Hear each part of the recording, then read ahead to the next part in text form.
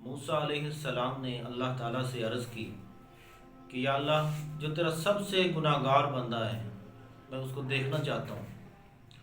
تو اللہ تعالیٰ نے فرمایا کہ اے موسیٰ، کل صبح جو تجھے سب سے پہلے ملے گا وہ میرا سب سے گناہ گار بندہ ہے۔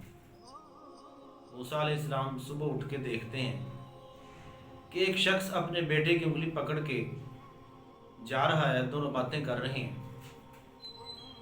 تو موسیٰ علیہ السلام نے دیکھا کہ اچھا یہ تیرا سب سے گناہ گار بندہ ہے۔ تو دوسرے دن موسیٰ علیہ السلام نے عرض کی کہ یا اللہ، آج مجھے وہ دکھا جو تیرا سب سے نیک بندہ ہے۔ تو اللہ تعالیٰ نے فرمایا کہ موسیٰ، کل صبح جو تجھے سب سے پہلے ملے گا وہ میرا سب سے نیک بندہ ہے۔ تو موسیٰ علیہ السلام صبح اٹھے ہیں کہ اس شخص کو دیکھوں کہ نیک کون ہے۔ تو کیا دیکھتے ہیں کہ وہی بندہ جس کو اللہ تعالیٰ نے فرمایا تھا کہ میرا سب سے گناہ گار بندہ ہے، وہ اسی سٹائل میں اپنے بچے کے ساتھ باتیں کرتے ہوئے جا رہا ہے۔ تو موسیٰ علیہ السلام بڑے دنگ اور حیران ہوئے، پوچھا یا اللہ، بات سمجھ میں نہیں آئی، گناہ گار کا پوچھا ہے تو پھر بھی وہی شخص نکلا، اور نیک کا پوچھا ہے تو پھر بھی وہی شخص نکلا۔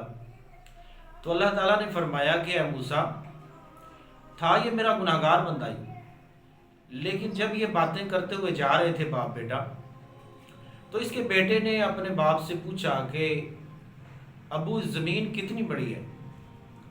تو اس کے باپ نے جواب دیا کہ بہت بڑی زمین ہے۔ تو بیٹے نے پوچھا کہ زمین سے بڑا بھی کچھ ہے؟ تو اس کے باپ نے کہا کہ ہاں، زمین سے بڑا سورج ہے، چاند، آسمان، یہ سب زمین سے بڑے ہیں۔ تو اس کے بیٹے نے پوچھا کہ ان چیزوں سے بڑا بھی کچھ ہے؟ اس نے کہا ہاں، ان چیزوں سے بڑا تیرے ابو کے گناہ ہیں۔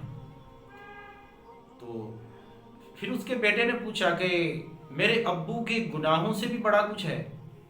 تو اس نے کہا کہ جو میرا رب ہے اس کی رحمت کے سامنے اور میرے رب کے سامنے تو تیرے ابو کے گناہ کچھ بھی نہیں ہیں۔ تو اے موسیٰ، جب اس نے یہ باتیں کی ہیں تو میری رحمت نے یہ گوارا نہیں کیا، تو میری رحمت نے اس کے گناہوں کو نیکیوں میں بدل دیا، کیونکہ میری رحمت جو ہے وہ میرے غضب پر حاوی ہے۔ تو یہ قصہ سنانے کا مقصد یہ ہے کہ کسی کو بھی حقیر نہیں جاننا چاہیے۔